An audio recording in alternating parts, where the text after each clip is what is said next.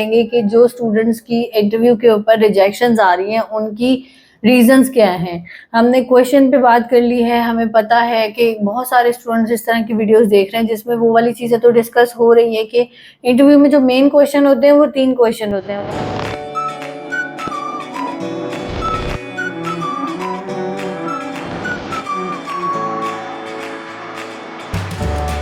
अस्सलाम वालेकुम students, my name is Atika Gill and I am the CEO of AGS consultant. आज की वीडियो में हम बात करेंगे कि जो स्टूडेंट्स की इंटरव्यू के ऊपर रिजेक्शंस आ रही हैं उनकी रीजंस क्या हैं। हमने क्वेश्चन पे बात कर ली है, हमें पता है कि बहुत सारे स्टूडेंट्स इस तरह की वीडियोस देख रहे हैं जिसमें वो वाली चीज़ें तो डिस्कस हो रही है कि इंटरव्यू में जो मेन क्वेश्चन होते हैं वो 3 क्वेश्चन होते हैं, why this university, why this course और आपके फ्यूचर प्लान्स। इसके ऊपर आपको माफ़ी नहीं है, लेकिन प्रॉब्लम कहाँ पर आती है जब स्टूडेंट जो है इन क्वेश्चन के ऊपर फोकस करने के बाद जो दूसरी चीजें उनको छोड़ देता है या बहुत ही जेनेरिक चल रहा होता है। अब सबसे पहले हम एक बात कर लेते हैं कि जब आपने इंटरव्यू की प्रेपरेशन करनी है या आपने जिस दिन इंटरव्यू देना है, आपने अपनी अपीयरेंस को तो देखना है। आपने अब क्या होता है हमारे यहाँ जो मोस्टली मैंने स्टूडेंट्स का हाल देखा है,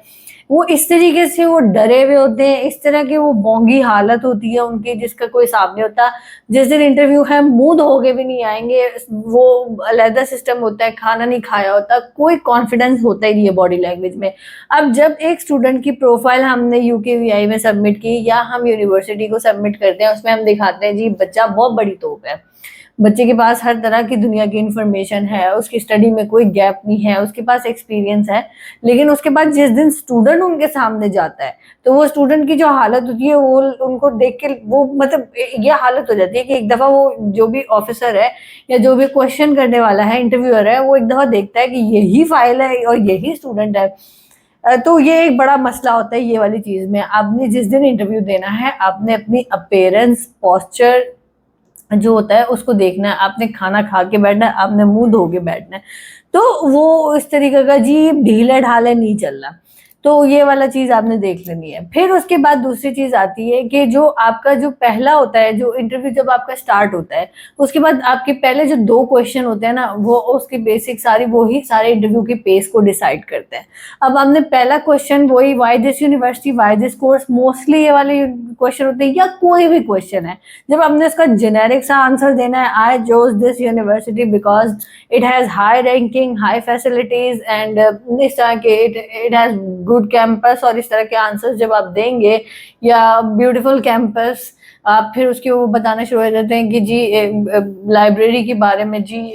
उसके बाद गार्डन्स के बारे में, आपने अकोमोडेशन, जी 5 स्टार अकोमोडेशन है, आप इस तरह की बातें बताएंगे तो उनको वही वो तो वहाँ उसी टाइम ही ऑफिसर जो इंटरव्यू हो रहा है वो आपसे परेशान हो जाता है कि भाई ये बोल क्या रहा है, मतलब ये वो अगेन ये जेनेरिक क्वेश्चन है। जब आपने पहले ये दो क्वेश्चन पे आपने इंटरव्यूअर का मूड खराब कर दिया है, उसने बाद में आपको पूरे इंटरव्यू में खींचना है, उसे समझ लेना है ये बच्चा वो नहीं है जो हमें पेपर्स पे दिखाया गया है, मीन्स टू से कि ये वो प्रोफाइल का बच्चा नहीं है जो हमें दिखाया गया है। आप खुद सोचे, आपने 30, 35, 40 लाख रुपए आप लगा रहे हैं यार, आपकी बॉडी में कॉन्फिडेंस ही नहीं है, आपको किसी ने क्या सीरियस लेना है।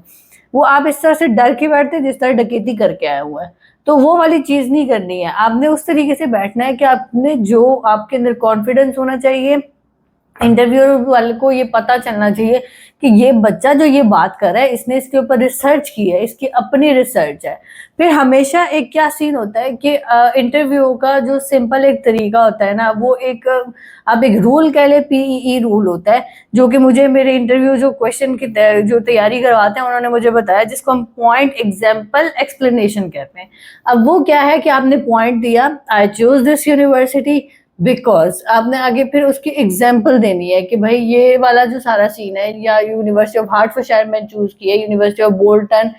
बिर्मिंगम सिटी या बीपीपी, या आप कह लो ग्रीनविच, आपने कोई भी यूनिवर्सिटी सिलेक्ट की है तो उसमें आपने उसकी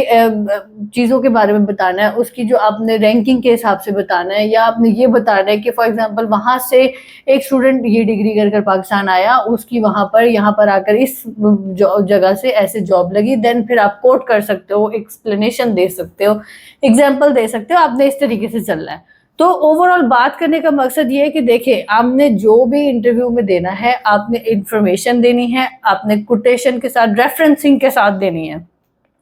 आपने जो भी इंफॉर्मेशन देनी है, आपने कॉन्फिडेंस के साथ देनी है, आपकी रिसर्च होनी चाहिए। ये सारी चीजें आपने ध्यान में रख के आपने डॉट्स में लाने इंटरव्यू में। जहां पर आपका एक डॉट मिस हो गया वहां पर वो काम खराब हो जाता है। किस तरीके से आपका एक्सपीरियंस लेटर पे बताया जाता है कि जी आपने असिस्टेंट मैनेजर के तौर पे जॉब की है, उसके बाद में जब आपकी जेडीज के बारे में आपको पता ही नहीं आपकी जेडीज क्या है, आपने क्या काम किया, आप क्या काम करते हो। अब ऑब्वियसली बहुत सारे स्टूडेंट्स इस तरह की, उनको इस तरह की इन्फॉर्मेशन होती नहीं है। जब आपने डॉट्स नहीं ना मिला है, समझ ले उस दिन आपका इंटरव्यू उड़ गया है। तो इन चीजों पे आपने ध्यान रखना है। ये एक स्पेसिफिक ये चीज नहीं थी कि मैं आपको ये बता रही थी कि ये कौन सी यूनिवर्सिटी, कौन सी आपने अगर वाई दिस यूनिवर्सिटी का क्वेश्चन करे तो आपने क्या जवाब देना, वाई दिस कोर्स का करे ये वो कौन सा जवाब देना, ये वो नहीं है। ये एक बेसिक आपको एक तरह से कह ले कि टिप्स है, जिसको आप फॉलो करें तो आपके इंटरव्यू की बहुत सारी चीजें निकल सकती है, आप बहुत बोंगियों से बच सकते हैं।